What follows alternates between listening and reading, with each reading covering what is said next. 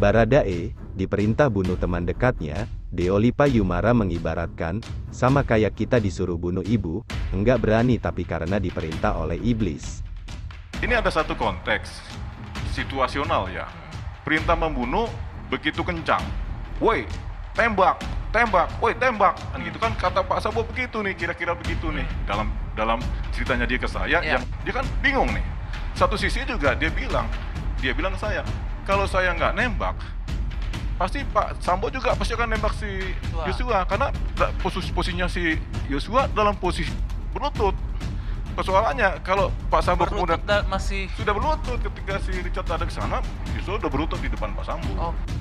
Berarti kan begini dia, berlututnya begini. Oh, dengan posisi sebagai TSK gitu ya? Iya. Di Sambo. Dia kan saking marahnya udah mati nih, udah keletak, dor. Mungkin karena si Richard dalam posisi panik juga, dia nggak tahu Ferdy Sambo nembak ke si ini atau enggak, kepada si Yosua almarhum atau enggak. Termasuk ada dugaan-dugaan yang dipatahkan, iya, disayat akhirnya segala macam. Pak Ferdy Sambo kan ahli strategi juga di Serse. Gua aja bikin skenario alibi apa? Gua tembakin aja dinding, dor tuh dinding. Itulah kan. Skenario pertama yang gagal yang beredar. Iya.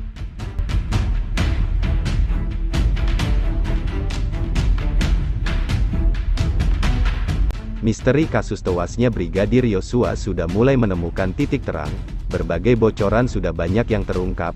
Baradae yang sebelumnya ditetapkan sebagai tersangka, menceritakan kejadian yang sebenarnya kepada kuasa hukumnya, yakni Deolipa Yumara. Pengakuan yang diberikan Baradae kepada sang kuasa hukum, langsung diungkap oleh Deolipa Yumara kepada publik, terkait kejadian sebelum tewasnya Brigadir J, hingga menjelang ajalnya. Deolipa sendiri mengungkap, bahwa Baradae dan Brigadir J merupakan teman dekat, mereka bahkan tidur dalam kamar yang sama saat berada di Magelang. Sebelum terjadinya penembakan, Brigadir Yosua diminta untuk naik ke lantai atas, namun ia menolak. Tapi karena perintah itu datang dari Ferdy Sambo, akhirnya Brigadir J menurut. Saat itu, Baradae juga naik ke lantai atas, dan melihat Brigadir J sedang berlutut di depan Irjen Ferdy Sambo. Pada saat itu, si Ferdy Sambo dan Baradae ini sama-sama sedang memegang pistol. Perbedaannya, Ferdy Sambo itu menggunakan sarung tangan. Biasa, namanya mafia, kan suka pakai sarung tangan, ungkap Deolipa. Setelah Baradae melihat Brigadir J sedang berlutut, disitulah situasi semakin memanas. Dan saat itu juga, Ferdy Sambo memberikan perintah Baradae untuk menembak Brigadir Yosua. Ketika Richard sudah di atas, dia sudah melihat Sambo pegang pistol, dan si Brigadir J ini lagi berlutut di depan Ferdy Sambo. Nah, dalam posisi itu, ada perintah dari Sambo kepada si Richard, "Woi sekarang tembak woi, tembak woi," perintah dari Ferdy Sambo untuk Baradae. Meski kaget dengan perintah itu, Baradae tetap menembak Brigadir J. Karena ia takut kalau tidak menembak malah dia sendiri yang ditembak oleh Ferdy Sambo. Ya namanya perintah. Richard ya ketakutan karena kalau Richard enggak nembak, mungkin dia yang ditembak Ferdy Sambo karena sama-sama pegang pistol kan. Akhirnya Richard atas perintah langsung tembaklah, dor, ungkap Deolipa.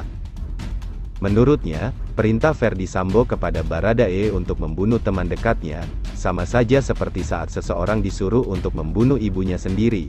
Apalagi Baradae adalah teman dekat Brigadir J, sehingga ia tidak memiliki motif untuk membunuhnya. Oleh karena itu, walaupun Baradae tidak mau atau tidak berani, hal itu tetap harus dilakukan karena merupakan perintah.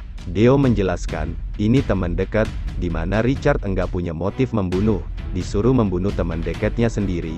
Ini sama kayak kita disuruh bunuh ibu kita, enggak berani sebenarnya, tapi diperintah sama iblis. Iblisnya ya Ferdy Sambo itu juga, ungkap Deolipa. Baradae yang masih muda, dan notabene hanya sebagai bawahan yang harus mengikuti perintah atasan, maka ia pun menjalankan perintah Ferdy Sambo. Deolipa sendiri heran, polisi bintang 2 berani menyuruh seorang polisi untuk membunuh polisi lainnya, diperintah sama iblis woi tembak, tembak, karena dia mungkin ngikutin perintah atasan. Apa kata komandan itu dijalankan, ia ditembak 4-5 kali, mati anak orang, pungkas Deo. Bagaimana seorang Kadif Propam bintang 2 berani membunuh polisi? Coba kalau dia menjabat ke depannya, enggak ketahuan kasus ini, gimana coba polisi Indonesia? Tanya Deolipa.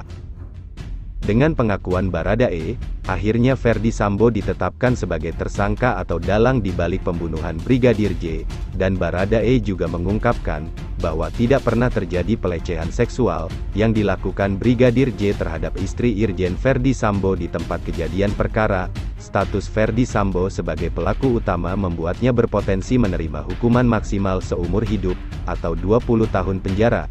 Bahkan, tidak menutup kemungkinan bahwa Ferdi Sambo bakal divonis hukuman mati.